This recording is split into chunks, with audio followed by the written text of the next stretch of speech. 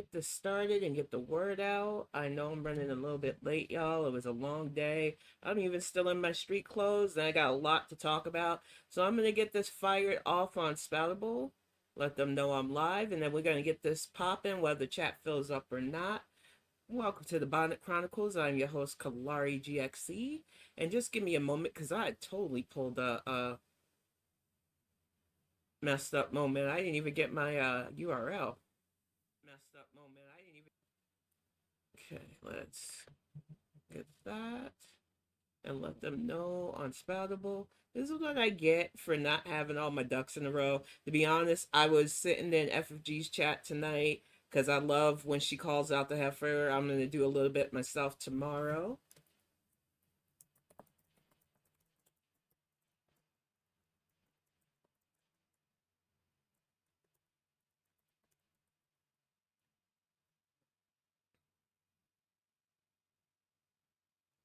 All right, got the word out.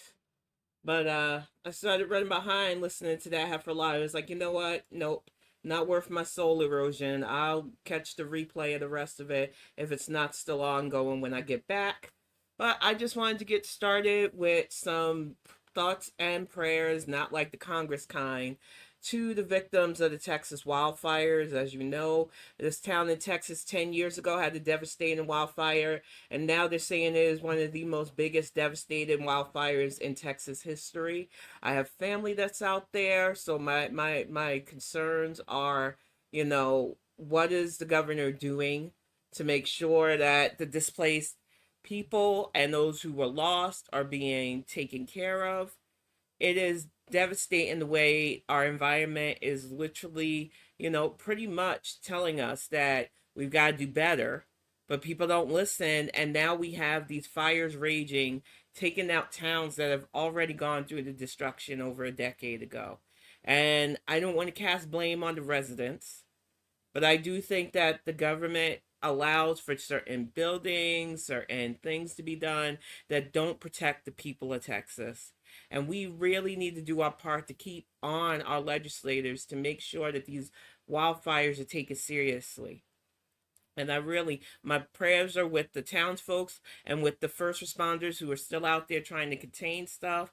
And it's just heartbreaking to me that this happened already once before, and now they're going through it again. And it was on top of a week of just ups and down, y'all. I announced on Saturday Bonnet Live that I would be changing locations. We thought we were.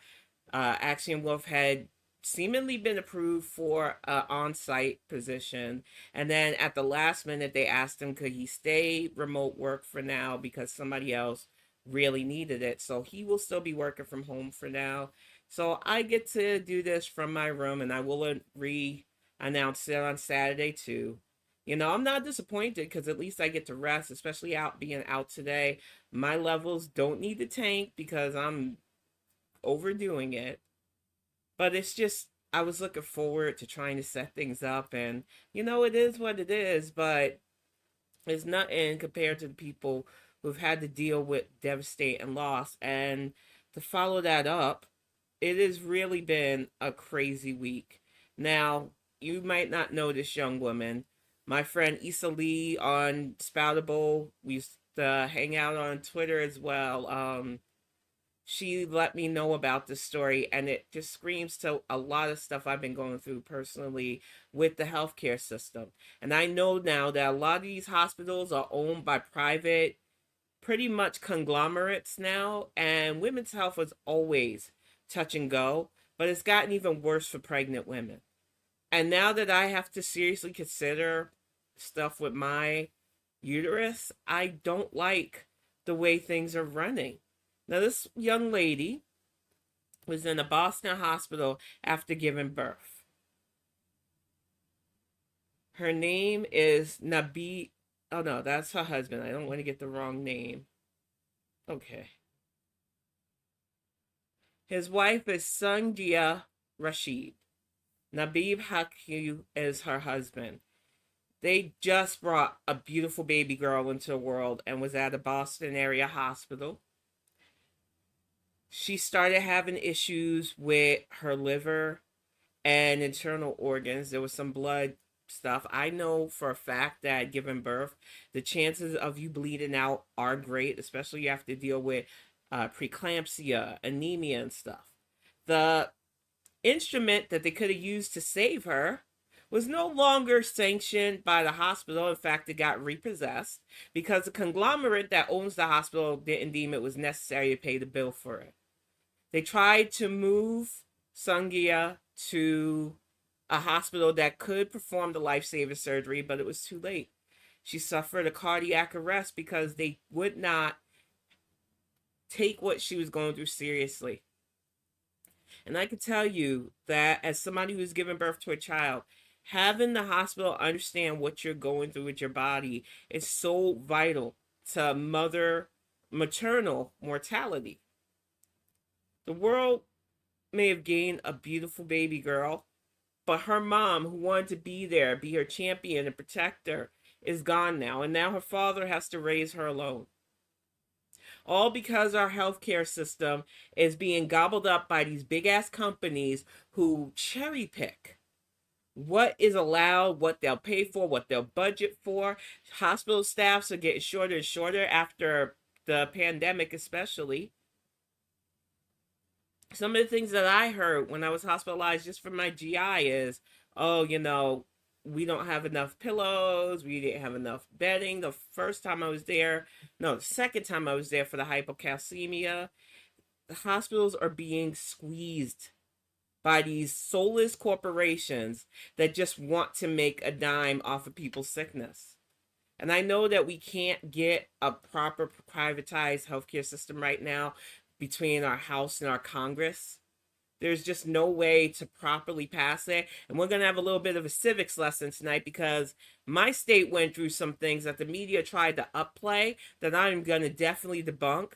But it's heartbreaking to me that the hospital where she gave birth was acquired by the Stewart Group, Stewart Healthcare, and private equity firm Cerberus, which, as you know, as somebody who likes Greek mythology and Greek studies, Cerberus was the three-headed guardian to the underworld where Hades resides. So already the red flags pump with this bullshit. And then you've got the fact that Cerberus and Stewart both cut corners, don't pay their bills for proper equipment, and literally their negligence, which they can just thumb off onto the hospital staff, cost this young woman her life. There's a picture of them holding their baby, and that's the last that baby will ever see of their mom because we keep allowing greed over good. Our society continues to say that profits and wealth are more important than people. And we've got so many innocent lives that get lost in the healthcare shuffle from it. Now, somebody who is still currently dealing with health issues, it's not as severe as before, it is infuriating to me the way the system puts a set limit on how much you have, how much they're willing to cover, how much they're willing to deal with you because of a financial thing. I've damn near given up having doctors really listen. And it shouldn't be that way. But as a woman in this country, it really is our reality that the healthcare system does not see us as viable citizens unless we have buku money coming out our wazoo to deal with their terms.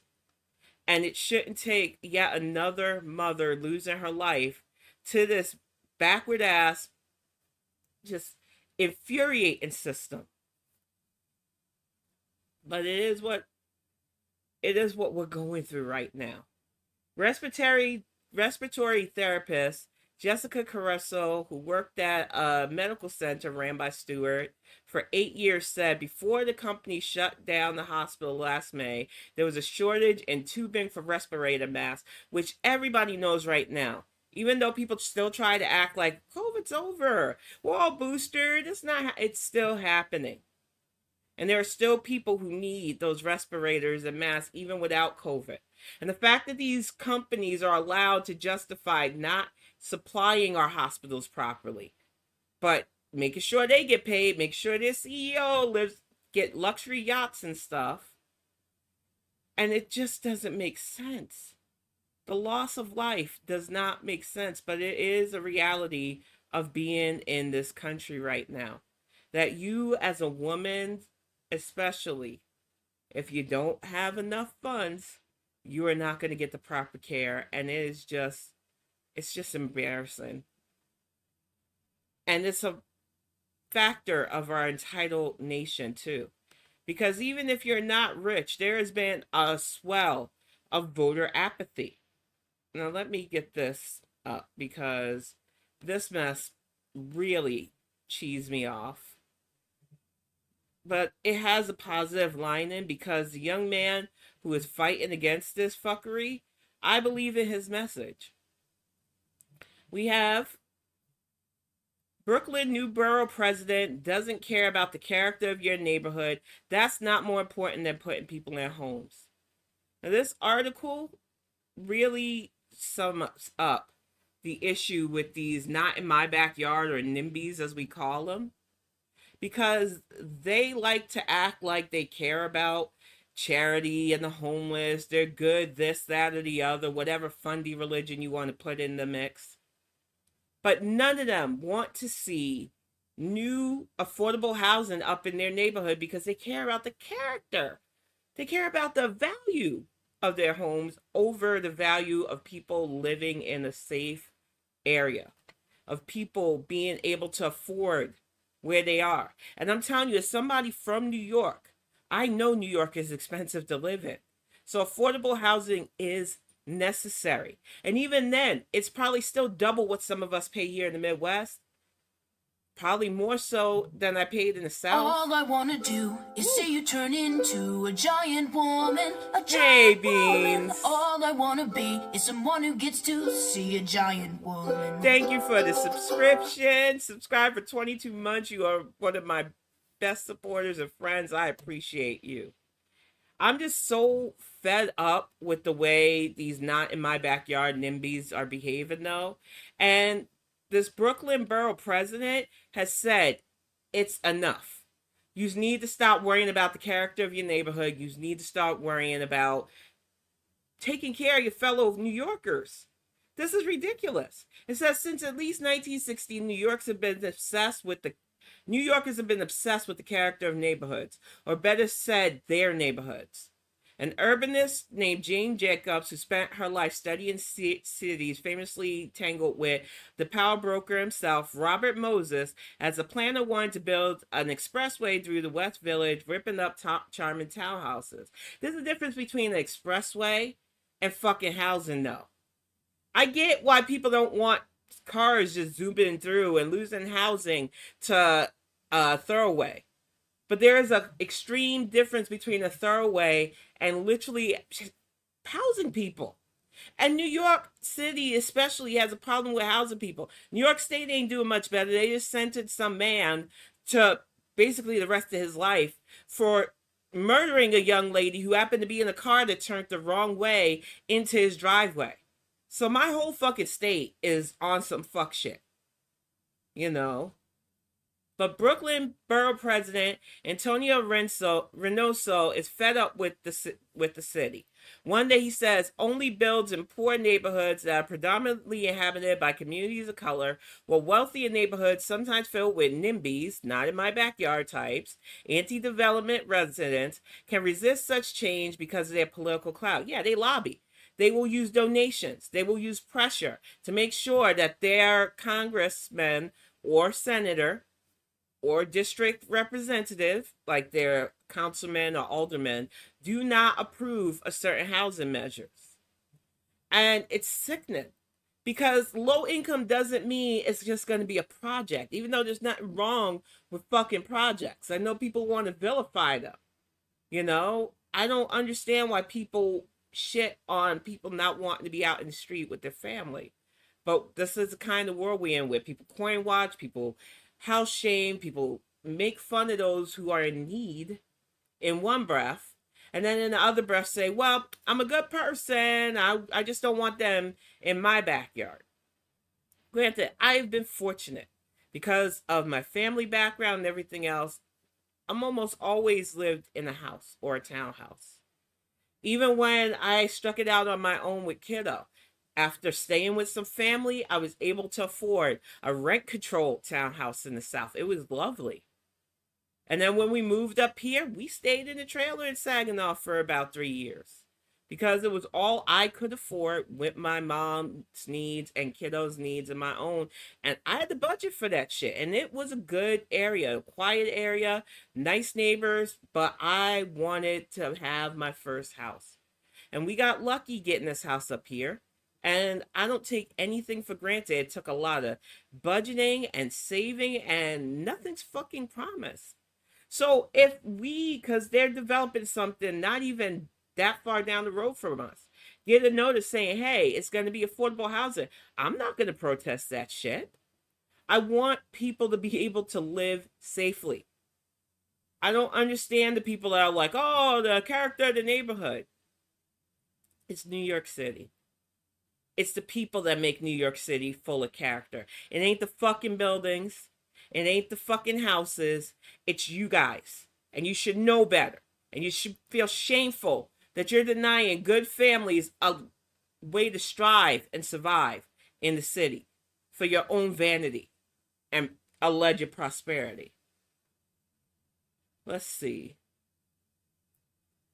To him, character shouldn't matter when your city's missing hundreds of thousands of homes, and maybe the same should be said throughout the country given our housing crisis, product of a vast supply shortage estimated to be anywhere between 2 million and 7 million homes. And that's the truth. Even with the slow remodeling project they have in certain urban areas here where I'm living, it's not enough. There's still a homeless crisis here. There's still a homeless crisis where I live, where I grew up in my hometown, New York. People want to blame the immigrants and the migrants for coming up here. No. We've been having these problems since the fucking late 70s. I remember how the South Bronx was literally fucking crumbling. We weren't even allowed to go to that borough. I know they think Staten Islanders are stuck up. No, our parents just knew. If you knew, you knew back then in the 70s and the 80s which boroughs to stay the fuck out of. And it's not fair to be that way. But Brooklyn's knows it's the same. I remember in the 80s with all the clashes between different ethnicities. Poor Yusuf Harkins being ran down. It's a mess. And what frustrates me the most is how it's due to the way the city is currently structured. The haves have all the power and who gets to live where, and the have-nots just have to take what they can get. Slumlords were a huge thing in the 70s and the 80s too. And it was shameful. And as somebody who really feels like we should be a country where nobody who wants to live safely in a house or an apartment should have to worry about that. But here we are, being governed and guided by the entitled, by the greedy, by the misinformed. And speaking of misinformed, because y'all know I was fired freaking up. Let me get the letter that I was gonna... Let me get that letter up to properties, because I was definitely fired up this week. I knew it was a busy week, but it wasn't busy enough for your girl to start drafting some letters, because our media keeps fucking playing in our faces. So let me change over the browser to this latest fuck shit from MSN.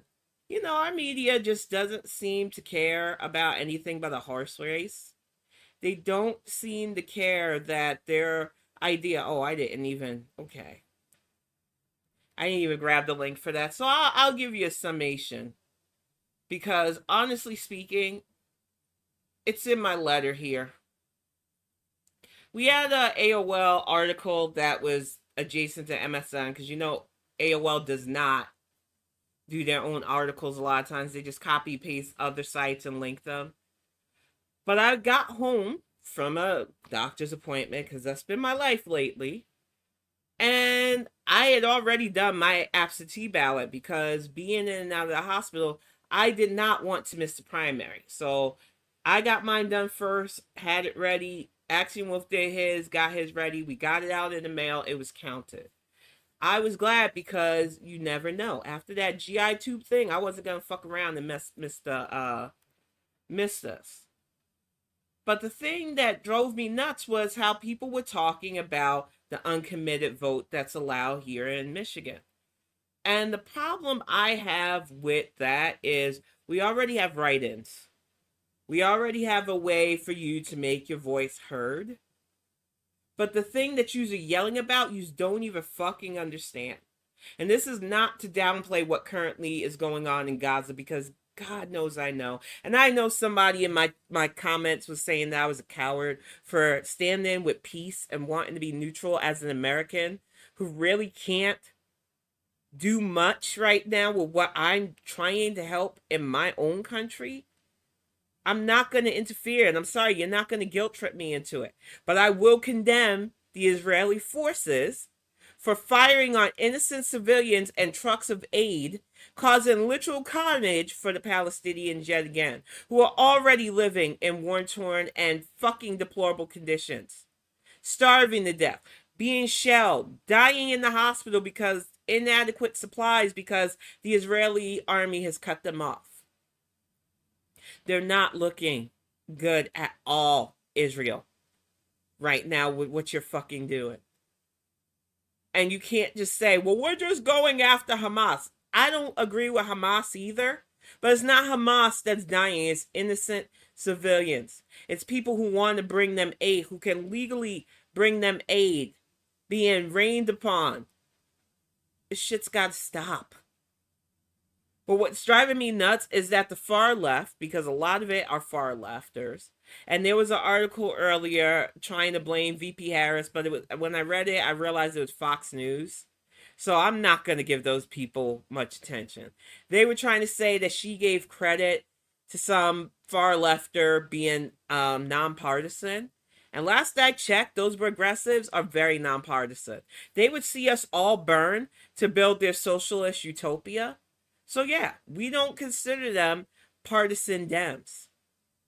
But they wanted to harp on it. They want to harp on President Biden's age. They want to make things a fucking I hate to use it, but it's literally they're trying to make it a horse race. And all they're doing is trying to march us headfirst into fucking fascism. So I've got this letter up that I wrote personally to the Michigan Dems. I've also drafted some to my new senator, which I don't think is going to do much because I'm up in the Roar Reds now, but I tried my best. And to Governor Whitmer, our current governor, because it is important to me that this shit stops. It won't just hurt us on a national scale. And then we're going to get into a little civics lesson to why their bullshit can't even remotely phase what's going on in Gaza or the current state of trying to get help and trying to push for a ceasefire. So I wrote, I would like to discuss my frustration with the uncommitted ballot stunt and ways we can stop false protest votes from threatening democracy. It is imperative that our party looks into this before it's used to allow the GOP to usher us into theocratic fascism. It is their goal to see the president and any democratic state and local politician bear blame for things they know is not within their control. They allow these stunts to be portrayed by our media as normal. No, what it is a win for the side who do not view BIPOC, POC, women of any color, poor, and children as viable citizens. I should have put unless they're wealthy. I would like to find out what can be done about this ridiculous ballot choice. It feels coordinated to make stunts over sensible voting a flex measure. It is a tool of misinformed voters. We must do our part to stop allowing such stunts to plague our political progress. Thank you for hearing me out. Now, I haven't heard back yet because you know how it is. It'll probably be, hey, donate. Because that is the reality of our situation. Everything revolves around money. And I don't blame the Michigan Dems. We do have several races coming up in November. But what drives me nuts is the uncommitted is being used as a protest on what's going on in Gaza. I can't blame people who have ties to Gaza feeling a certain way, especially when our Congress keeps denying our ability to press for a ceasefire. Because need I remind you, I know it's not like this everywhere, but in the United States, we have a system of checks and balances. This is fucking basic civics. We have the judiciary system, the House of Representatives, and our U.S. Senate. And at the very top is our president, but so that our president does not act like a king or a demagogue, does not act like he has out of control powers like Trump tried to, we have the system of checks and balances. Let's say our Supreme Court wants to nope something the president does, they can. Our Senate and House have that control as well. The president can also veto bills and measures they try to put upon his desk.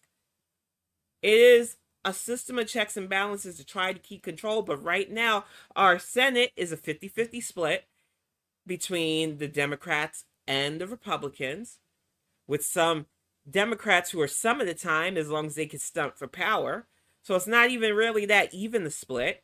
And our House is currently in control by the Republicans, a narrow control, but in order to stave off a government shutdown, which would affect government employees on every level, from our post office to all kinds of aid workers and other federal mandated employees would suffer from the shutdown.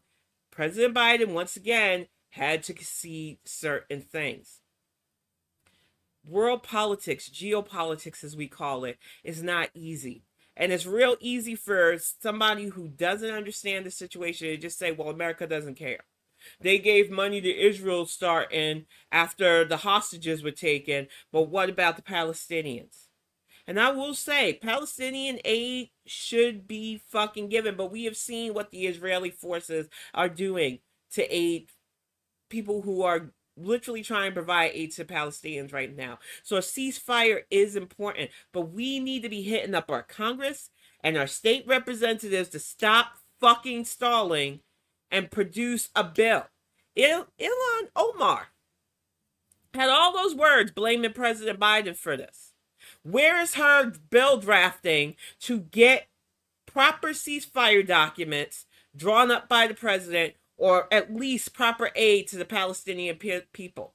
That's not as much important as getting that news clout, getting on TV trying to blame the president for all the world's ills, is it, Miss Omar?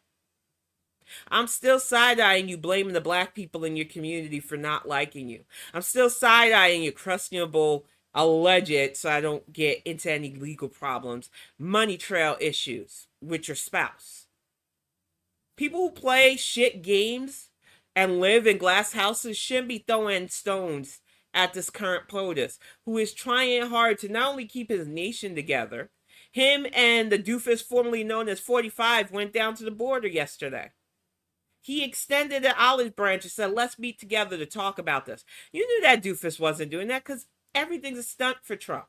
We've got our Supreme Court trying to debate on whether the current legal issues that he's having, the indictments in Georgia, is enough for them to hold certain documents until after November because they don't want to mess with the election.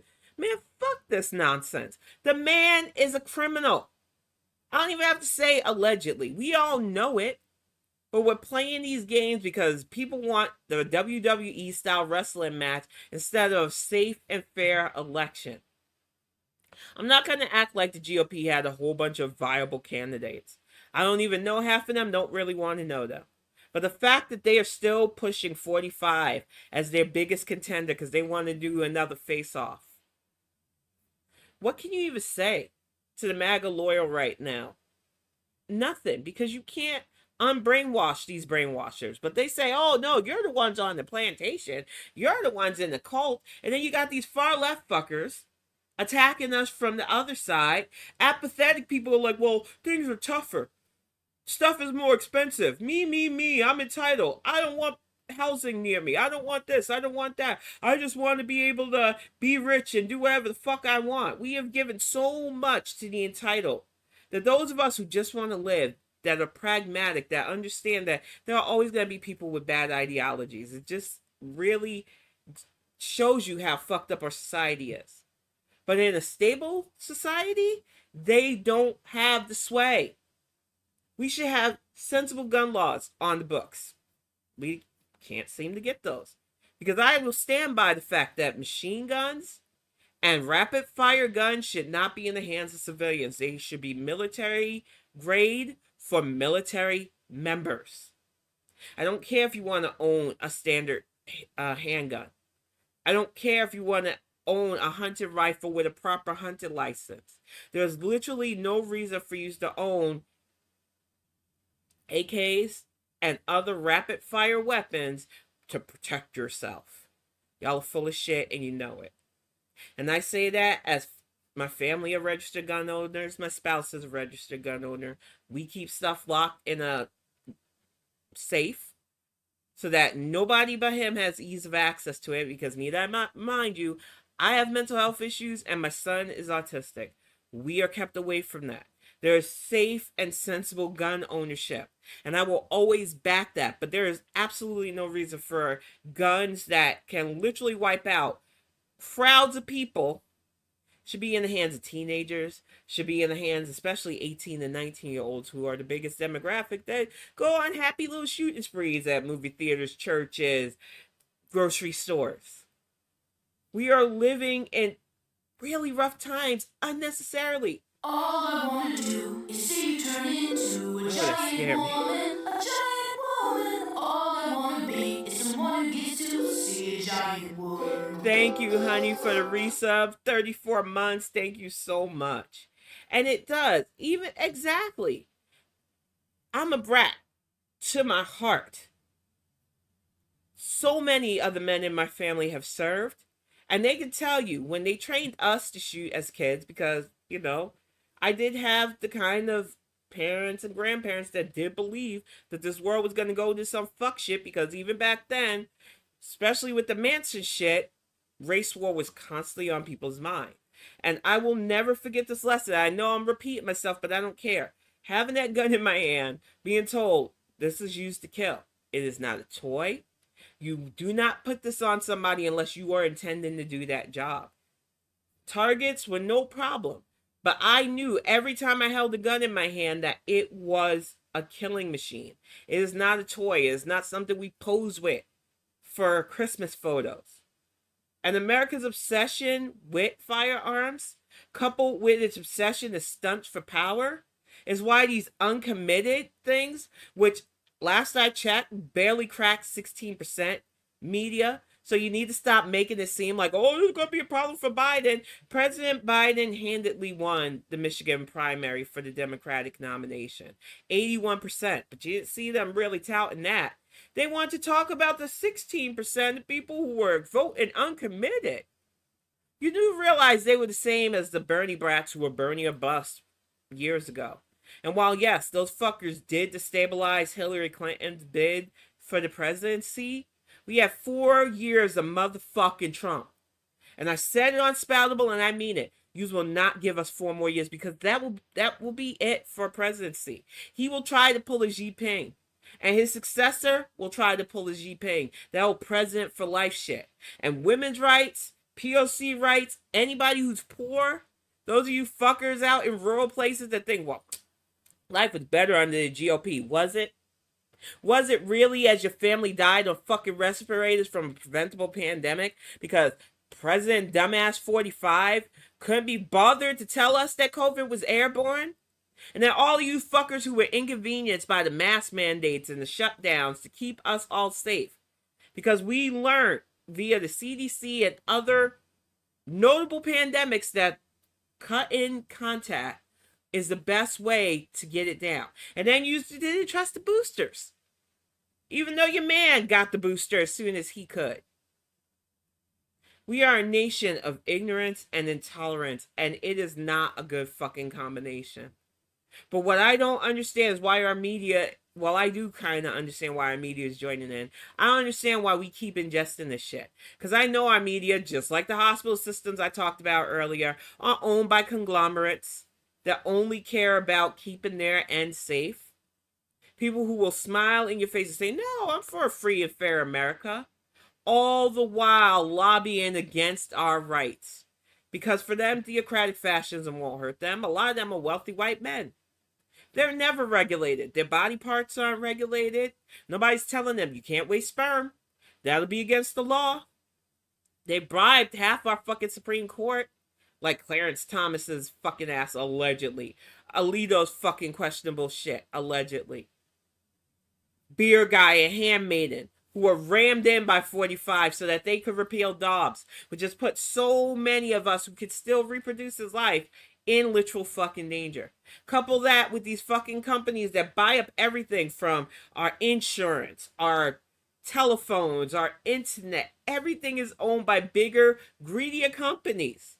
And then you want the president to do something, but you won't give him the House of Congress that will work with him to stick it to these fuckers who are draining us, who just want to live and make money, dry. Hardworking American citizens, if you are back in the GOP and think they're seriously going to make you millionaires and billionaires too, and you're not currently, you're living a fucking pipe dream. I'm not going to act like the Dems are better. We've had to hold people's feet to the fire. We've had to dismiss people who are corrupt. And we're still weeding out a lot of fuckers. But as a pragmatist, I know for a fact that instead of going with the party that literally doesn't care about women's rights, literally don't care if children are fucking being caught in states like Alabama working underage in fucking deplorable conditions at meat and chicken processing plants. They don't care about us as American citizens, yet we continue to keep giving them the power to put people in our House and Senate that will continue to let them make bank. It is infuriating to me because they're destroying our housing market. They're destroying our food. So many recalls. Then people complain about the high cost of groceries. And no, we gotta blame the president. We won't write our House and Senate representatives to say, hey, what can we do to get these lobbies down for these big budget markets, these big budget grocers that are all owned by the same families? How can we tell them that you have more than enough? Stop gouging us at this level. But most people, they don't think on the basic civics. They forget that it is not just the job of the president to see that these companies stop taking advantage of us. Some of you wanted to tout Elizabeth Warren. Y'all know how I feel about Lizzie. Lizzie make up my identity. Lizzie go to a black barber shop and ask people what they're doing there. Lizzie Miss I Stunt for Power. Everybody wants to tout me as a wonk. But when push comes to shove and I tell you to legislate something instead of just complaining on MSNBC, nothing from Lizzie. You just want to tout that she should be President Biden's VP over VP Harris. Are you fucking kidding me? The thing is, with our politics is it's still full of people who vote superficially.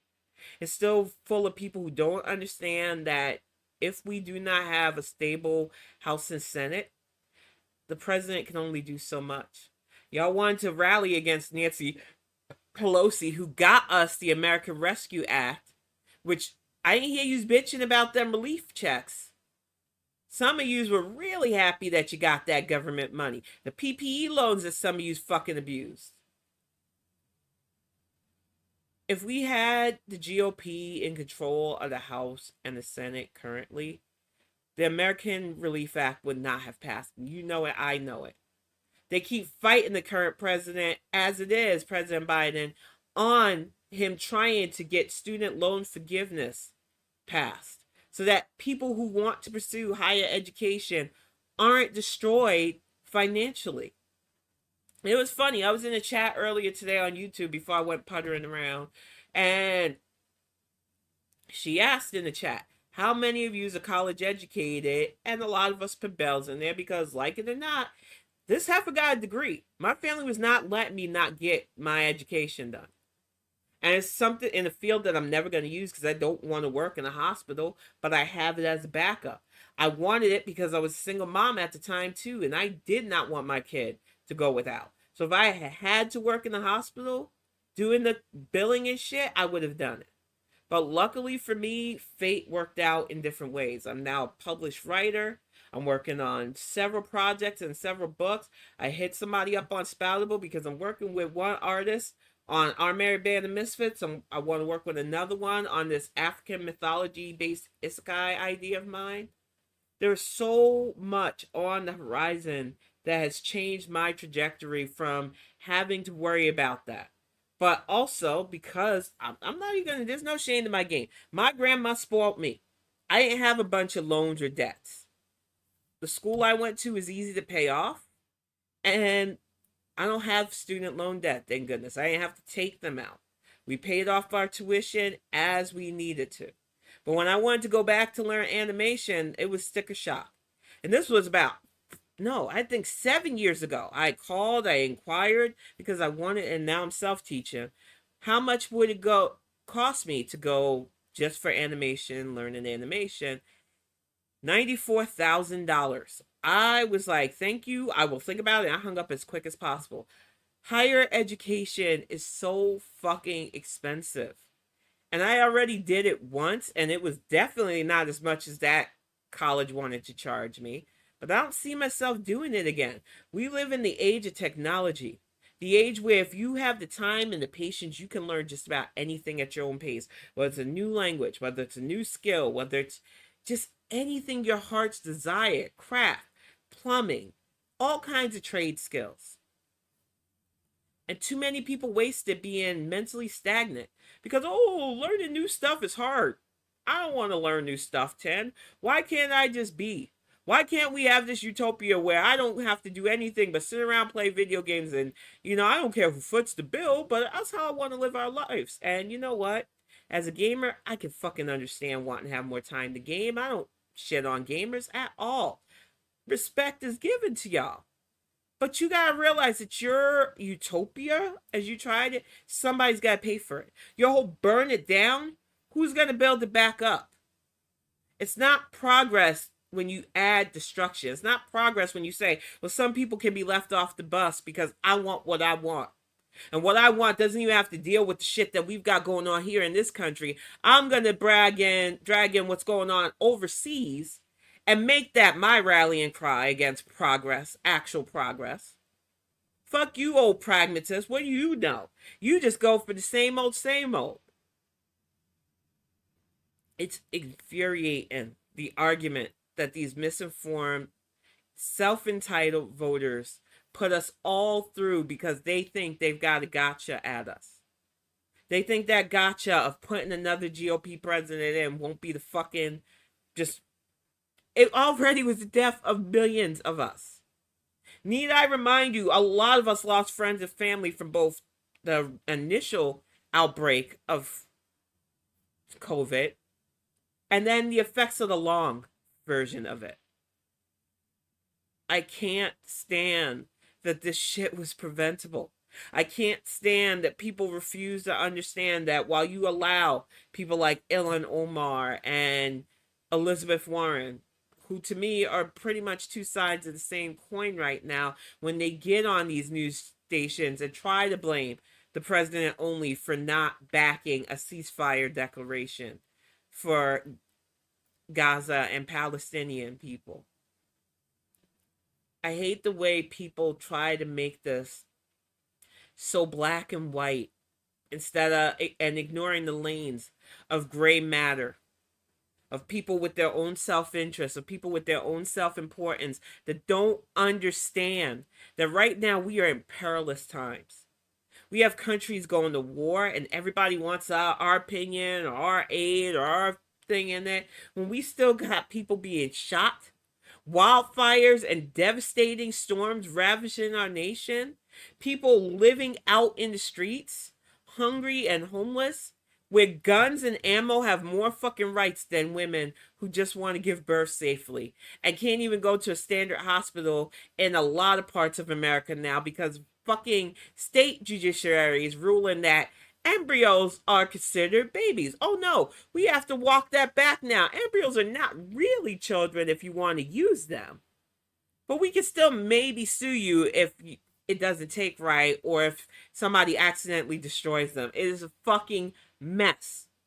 And instead of us coming together and figuring this shit out in a way that people are safe everywhere, we continue to allow fundamentalist ideologies, whether it's Christian, Muslim, Jewish, there's even some weird militant, fundy tribes in the pagan sphere too. I don't fuck with them either. I feel like people don't understand that hardline fundamentalists never have anything but their own agenda on the line. And that is why I stay a pragmatist. That's why I stay an I lost the term. But it's a pagan that has no real ties and just looks for knowledge. A lot of my leanings still are more towards Egyptian culture and stuff. Pan-African roots, of course. Native American indigenous shamanism. Because of my cultural mix-up, I like to study what I can. I don't turn my nose up at knowledge at all.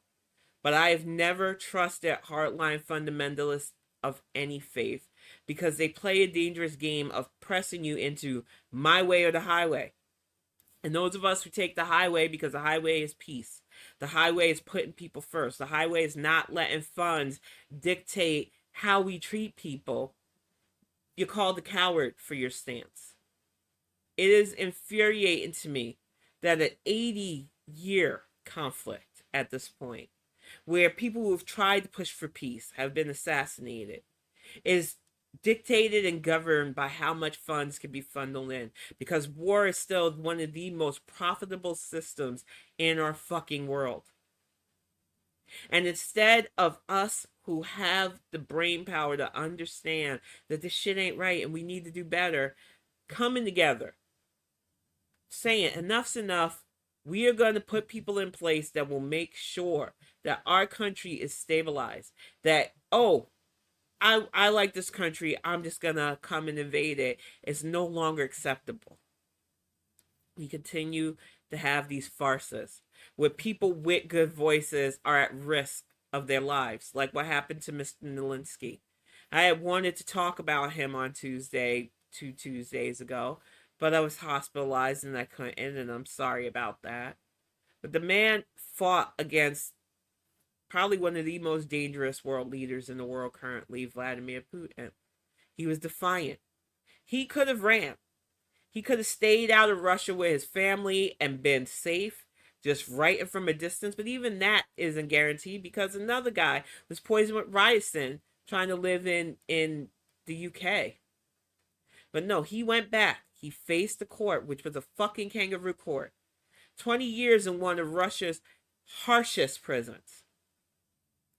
They tortured that man. You can't convince me that he wasn't tortured.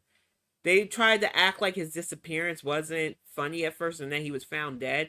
Now, the last article I read was hearses didn't even want to be involved in taking his body for the funeral. That's how fearful people are of pissing off Putin.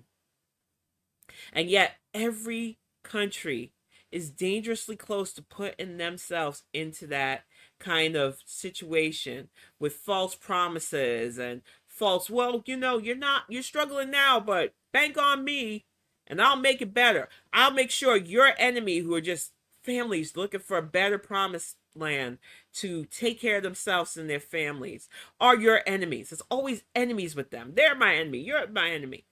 We live in the fucking United States, the country that was built not only in the backs of my ancestors' blood, but on immigrants who come here to make shit better for all of us. Yeah, if you listen to Fox propaganda channel, oh, nope, they're your enemy. You gotta hate them. Because hate is an easy low-hanging fruit. It's delicious to some of you fuckers.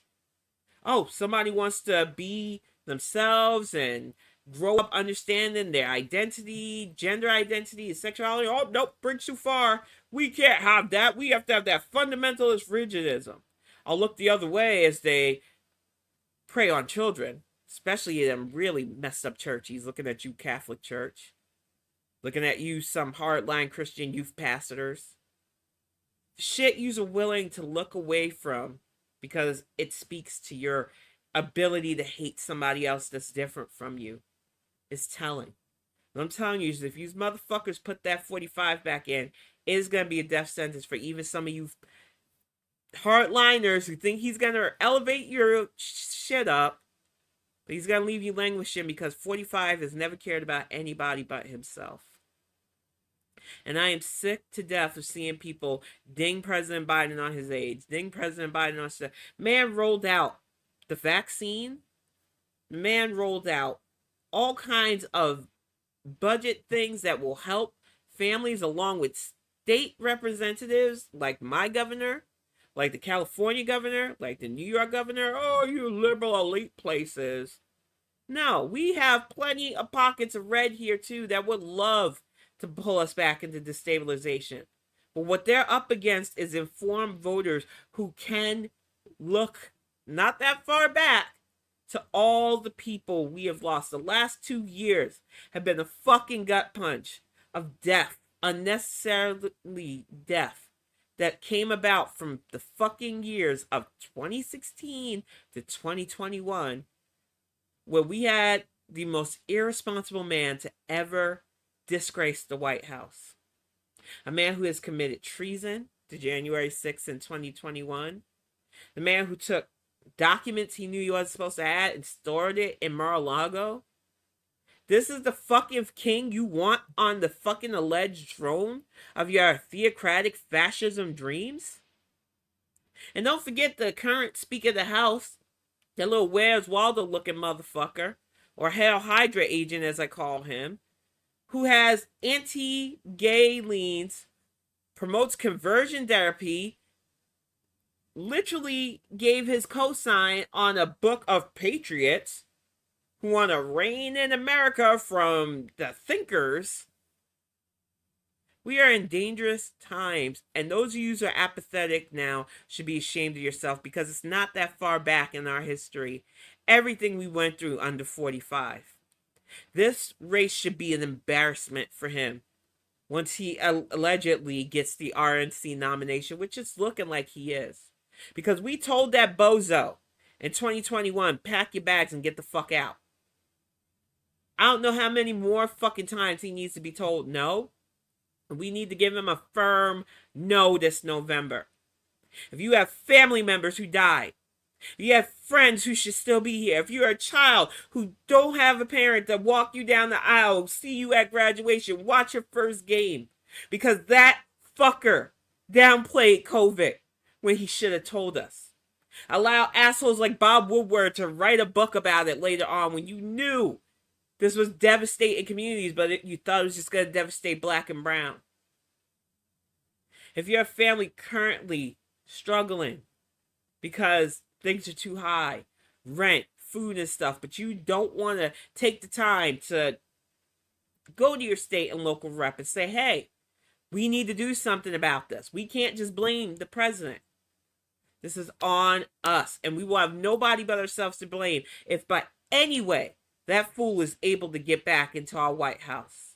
But I'm going to get ready to wrap this up just a little bit early tonight, y'all.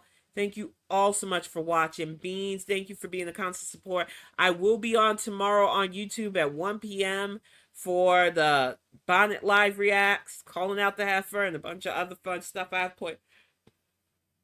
But I am being mindful of both my abilities to keep up with everything and everything else. So I will let you know that Tell It Tuesday for now until it gets closer to the November election. So probably around September and October. Just to keep people on and keep people informed, Tell It Tuesday will come back then. But for now, I need to meter my energy. I need to make time for the written projects that I have. And I just don't want to burn myself out. So I talked it over with family. I talked it over with people who support these streams. Y'all don't mind, I know, and I promise you that Fridays, as long as my health is okay, and Saturdays will be stream days. Sundays in Salona I will hope to bring back, and might not be with the camera for now, but I miss playing DDO with the guys live, and we're about to reincarnate too, so there's a lot going on the horizon, but I'm going to get ready to wrap this up. Let me see if I can get this working. Yep, we're going to wrap it up classic style with a little gem outro. I don't know if it's playing. Come on. Well, we were going to try. I apologize for that. I might have dinked stuff up when I switched this over to YouTube and switched it back. So hopefully I'll get the sound alerts working again, y'all. But until then, I hope you have a good weekend. Beans, I'll probably see you tomorrow in the live. You are now moderated in that stream too. But I'm going to wrap this up. Go make some dinner for Axiom Wolf and I. Go give Kiddo a hug and tell him I'm okay. Because I know they were worried about me earlier. But I'm good, guys. And I will see you all soon.